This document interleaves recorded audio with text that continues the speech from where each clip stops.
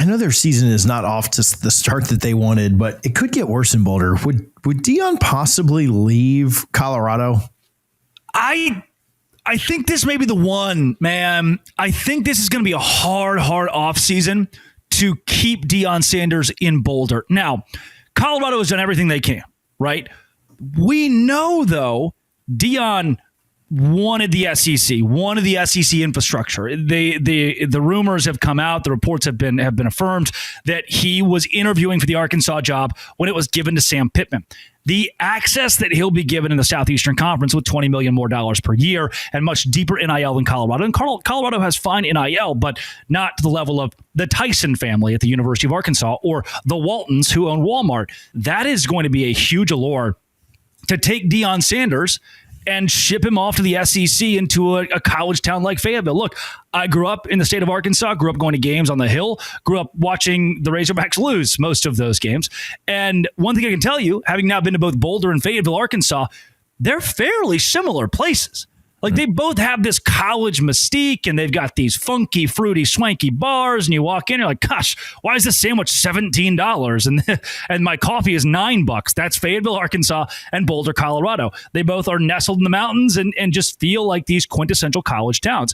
He could walk in there and revolutionize the program and have all eyes on him at an SEC university. And better yet, at an SEC university where expectations aren't that high. TJ, can I say something? Am I allowed to? Can I say something here? I won't swear. Sure. Colorado had zero expectations for Deion Sanders. Zero. I mean, they had 2 winning seasons in 15 years. He didn't have to win. You walk into Tallahassee, you go to Auburn, Alabama, you go to Norman, Oklahoma, you have got to win. Deion could lose. He could go 6-6 the next 5 years and still be the head coach of Colorado. Now, rightfully so. He's built the GDP of Boulder up by millions and millions of dollars. Like they are making money hand over fist because of Deion. So he should be. He's completely revitalized their program. And if he is gone next year, whoever's next is going to be great. But if you take that guy and put him next to John Calipari at Arkansas, we are talking about one of the big, like Showtime to the max, one of the biggest names in college football, one of the biggest names in college basketball, and they're coaching together in the SEC. That's enticing, man. And Arkansas, the same way Colorado does not have expectation. Arkansas does not have expectation. Deion could go there and go 6-6 every year, and the Hogs would look around and say, well, kind of what we have been doing, and just ride that paycheck into infinity.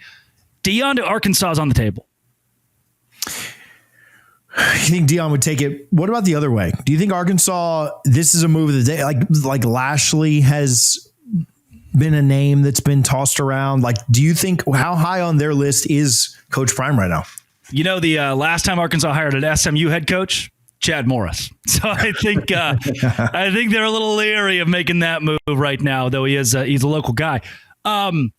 Arkansas is all in, man. Hunter Yurachek was the one that was in those conversations with Deion right out bringing Sam Pittman in. He's the athletic director now. He's a bad athletic director. The state hates him. Like every time he opens his mouth, it's just bad. He'll go into press conferences and they'll be like, hey, why is NIL bad? And he'll say, well, the state's poor.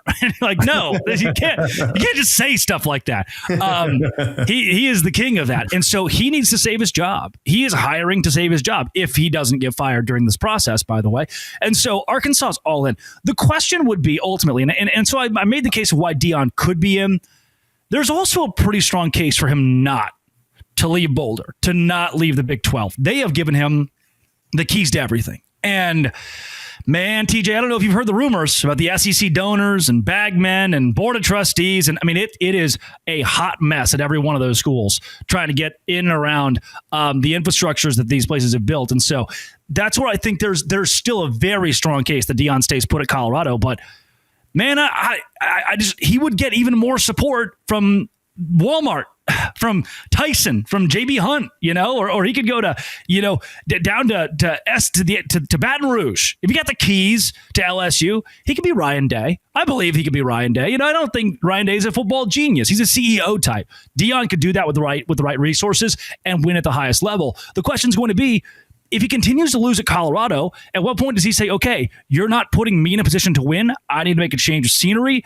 And maybe that happens. I think he's a buff next year. If I had to call my shot right now, he's a buff next year. But TJ, we've got to eye a place in Arkansas that'll throw him in the kitchen sink because the AD's fighting for his job. Yeah. What would his success level be like? Oof. It's the SEC, man. Like, think about Deion Sanders in Arkansas against LSU Baton Rouge 7 p.m. I just don't see it, or even Lane Kiffin. Like, I think the target. So in the Big 12, Deion didn't really have a target on his back because the Big 12 coaches are a pretty cool cohort. I've worked a lot with Gary Patterson here recently, and he talks frequently about how cool that fraternity of coaches is. Those guys get along so well. The SEC, I want to rip your throat out. Like these coaches are trying to win at a deep level, and to the point of, like, even Mike Elko, who's the nicest guy in the world, has this petty comment about Brian Kelly. Like it's that level of petty and deep to these SEC coaches where it just means more. Gosh, that the target on your back if you're Deion Sanders walking into Tuscaloosa, the target on your back if you're walking into Knoxville, Tennessee. Oh, like that, they're going to want to beat him down. And I just don't know. I think it would take Deion going to an Auburn, Deion going to a school with the infrastructure of an LSU for him to truly unlock championship potential. I don't think Arkansas is that place. Yeah, I mean, we even saw that. You just mentioned in the SEC. We even saw that in the Pac-12 when Dan Lanning had a chance to run it up and then talk about things for clicks and all this stuff. I mean, we've seen that already. And I think, as a Florida State fan, right? I've said this for Florida State, Miami, Florida, and it exists for Alabama and Georgia and all these other teams too. There's always a target on your back. Like Florida State goes into Charlottesville, and that was the highlight of the last 2 decades for UVA to win that game. That's not even on the top. That wouldn't even have been on the top 20 wins that Florida State's had in the last 5 years, 20 years, 10 years, whatever. It's not even that bad. They don't even really, they care about the loss, but that's not even one of the 5 worst losses they've had, because teams get up for you every time when you've got a spear on the side of your helmet, or when there's a gator on the side of your helmet, or the U, or just whatever. Colorado doesn't really have, and I know they've got an early title from early in my lifetime. Colorado doesn't even really have that history, and they still get that target on their back. And it's because of Deion Sanders, right? People want to beat one of the greatest to ever play our sport. And that would get ratcheted up quite a bit, I think, in the SEC. Now, if Deion went out there and recruited like an SEC power, certainly there'd be a chance to turn things around and do really well. If he hired a really good staff, there'd be that opportunity as well.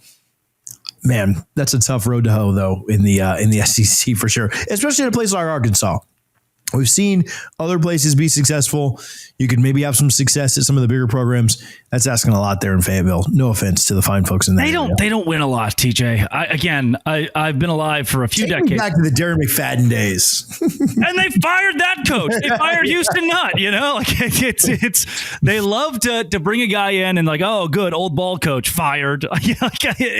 Maybe Bobby Petrino is the answer. Maybe you need a guy like that at the head of their program. I don't know, but I think Deion stays in Colorado, but monitor this. It's worth watching for sure. Drake, where can people follow you, find your work? Yeah, at Locked On Big 12, at LO Big 12 on Twitter, wherever you find your podcasts with Locked On Big 12, and right here on YouTube as well. Thanks, buddy. Always fun, TJ.